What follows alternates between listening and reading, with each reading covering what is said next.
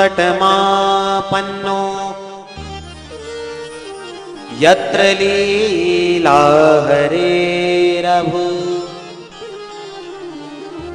कलकल कल्लोल करती हुई कमनी कालिंदी का जब मैंने दर्शन किया, सुंदर विशाल गोवर्धन पहाड़ का दर्शन किया, तो मेरा मन प्रसन्न हो गया। मैंने मन में विचार किया कि ये श्रीधाम वृंदावन की भूमि में तो जरूर ही मुझे सत्संग का आनंद मिलेगा, पर यहां तो मैंने और भी आश्चर्य देखा महाराज। यहां का देखा आपने? बोले मैंने यहां ये देखा कि एक युवती बैठी बैठी आंसू बहा रही है। बहुत सारी माताएं उस स्त्री को घेर के बैठी हुई हैं और दो वृद्ध बालक उसके सामने पड़े हुए हैं। कोई पंखा कर रही है, कोई पानी पिला रही है, कोई समझा रही है। मैंने मन में विचार किया कि कोई स्त्री दुखी है, चलो इसके मन का, इसकी शंका का समाधान करना चाहिए, रो रही है। फिर मेरे मन में विचार आया कि यदि इन देवी के पास में गया और जाकर के मैंने कहा देवी क्यों रो रही हो? और माताओं का तो स्वभाव ही होता है, 2 मिनट में हंसने लग जाती है, 2 मिनट में ही रोने लग जाती है। और कहीं हमने जाकर के कहा देवी जी क्यों रो रही, और कहने लगी ये बाबा तुझे क्या करना है, तू अपना काम कर, तो हमारी और बेइज्जती हो जाए। महाराज ऐसा मन में विचार करके मैं तो वहां से चल पड़ा, परंतु उस स्त्री ने जैसे ही जाते मुझे देखा तो तुरंत मुझे जाते देख आवाज लगाई, भो भो साधु क्षणं तिष्ठ मच्चिन्तामपि नाशय दर्शनं तव लोकस्य सर्वथा गहरं परम। वो साधु क्षणं तिष्ठ, जरा रुकिए महात्मा जी। नारद जी ने देखा देवी हमें बुला रही हो? बोले हाँ महाराज आपको बुला रही, जरा रुकिए ठहरिए। बोले क्या बात है? बोले दे महाराज जी जरा रुकिए, मैं आपसे कुछ बात करना चाहती हूं। नारद जी ने कहा ठीक है खूब बात करो, पर पहले अपना परिचय तो दो। देवी तुम कौन हो, क्या नाम है तुम्हारा, कहां तुम्हारा जन्म हुआ, सारी बात बताओ। तब भावपूर्ण कहकर के वह स्त्री अपना परिचय देने लगी, महाराज अहम भक्ति रीति ख्याता इमौ में तनयो मतौ ज्ञान वैराग्य नामानो काल योगेन जर्जरो। महाराज मेरा नाम भक्ति है, मैं भक्ति के नाम से विख्यात हूं महाराज। मेरा जन्म द्रविड़ देश में हुआ, कर्नाटक में मैं बड़ी हुई, गुजरात में जाकर के मैं बुढ़ी हो गई, पर जैसे श्रीधाम वृंदावन की पावन भूमि में मैं आई तो वृंदावनम पुनः प्राप्य नवीनेव स्वरूपिणी, मैं तो नव यौवन संपन्न हो गई। परंतु जैसे ही वृंदावन की पावन भूमि में मैं आई, मेरे दोनों पुत्र ज्ञान और वैराग्य वृद्धावस्था को प्राप्त हो गए।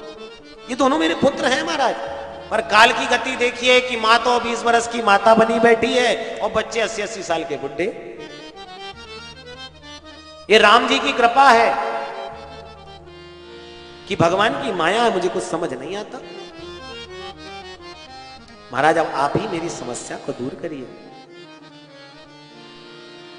जैसे ही नारद जी महाराज ने ये सुना, नारद जी सबसे पहले तो भक्ति महारानी की महिमा को गाने लगे। नारद जी कहते रहे भक्ति महारानी धन्य है ये वृंदावन की पावन भूमि, जहां इस घोर कलिकाल में भी आप नवयौवन संपन्ना होकर के ताता थैया करके नृत्य कर रही हैं, नवयौवन संपन्न होके। ये वृंदावन की महिमा है जो आज भी भक्ति महारानी ताता थैया करके वृंदावन की भूमि में नृत्य करती हैं। जरा जाकर के वृंदावन देखो, जहां आज भी हमारे गोविंद वंशी बजाते हुए आज भक्ति महारानी के साथ कितना बाहुल्य भक्ति का वृंदावन में है। ऐसी वृंदावन की पावन भूमि। नारद जी कहने लगे भक्ति महारानी धन्य है वृंदावन की पावन भूमि, जहां पर आप नवयौवन संपन्ना होकर के नृत्य कर रही हो। चिंता मत करो,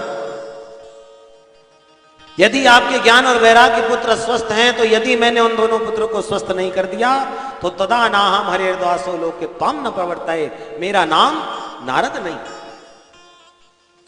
चिंता मत करो। और जैसे ही भगवती भक्ति को नारद जी ने विश्वास दिलाया, आश्वस्त किया, विश्वस्त किया। तो भक्ति महारानी तो मेरे गोविंद के भक्त श्री नारद जी की महिमा को गाना प्रारंभ कर दिया। जयति जगति माया यस्य कायाधवस्ते वचन रचन मेकं केवलं चाकलय्य ध्रुव पदमपि यातो यत् कृपातो ध्रुवोऽयम् सकल कुशल पात्रं ब्रह्मपुत्रं नतास्मि। हे ब्रह्मा जी के मानस पुत्र नारद जी, आपकी जय हो। अरे आपके ही कहने पर कयाधु नंदन प्रहलाद ने भगवान को खंभ से प्रकट कर दिया। आपकी ही कृपा से महाराज आज ध्रुव जी महाराज 5 वर्ष की अवस्था में भगवान को प्राप्त कर गए। महाराज जो कृपा आपने ध्रुव प्रहलाद जैसे बालकों पर भी करी, वह कृपा आप मेरे बालकों पर भी कर दीजिए, मेरे बालक स्वस्थ हो जाएं। नारद जी कहते चिंता मत करो, हम इलाज करेंगे। और नारद जी महाराज ज्ञान और वैराग्य दोनों को स्वस्थ करने के लिए निकल पड़े हैं। कैसे स्वस्थ करें? नारद जी महाराज ने आज ज्ञान वैराग्यों को स्वस्थ करने के लिए सबसे पहले वेदों का पाठ सुनाया, उपनिषदों का पाठ सुनाया। पर ज्ञान वैराग्य स्वस्थ होते ही नहीं। जब वेदों का पाठ उपनिषदों का पाठ सुनाने के बाद भी ज्ञान वैराग्य स्वस्थ नहीं हुए, तो नारद जी ने गीता पाठेर मुहुर्मुहुः गीता का पाठ सुनाया। और जब गीता का पाठ सुनाते हैं तो कुछ देर तो ज्ञान वैराग्य उठ करके खड़े हो जाते हैं, पर जैसे गीता का पाठ होता खत्म होता है, सोई ज्ञान वैराग्य फिर सो जाते हैं। फिर गीता का पाठ सुनाया, सोई खड़े उठ के खड़े हो गए। फिर गीता का पाठ बंद हुआ तो फिर सो गए। यही स्थिति और हमारी आपकी भी है। हमारे ज्ञान और वैराग्य भी तो ऐसे ही हैं। जब कथा पांडाल में आते हैं, कथा को सुनते हैं, महाराज जी की मुख से वाणी को सुनते हैं, तो हमारे भी दोनों ज्ञान वैराग्य उठ करके खड़े हो जाते हैं। अरे भैया, भगवान महाराज जी ने खूब अच्छी बात बताई। आज से 2 नंबर के काम बंद, झूठ बोलना बंद, किसी के साथ बुरा व्यवहार करना बंद। और जैसे ही कथा पांडाल से बाहर निकले, सोई ज्ञान वैराग्य सो गए। अरे भैया, सब बेकार की बातें। पंडित जी का काम बोलने का, अपना काम सुनने का, अपने को तो जो करना अपन वही करेंगे। फिर ज्ञान वैराग्य सो गए।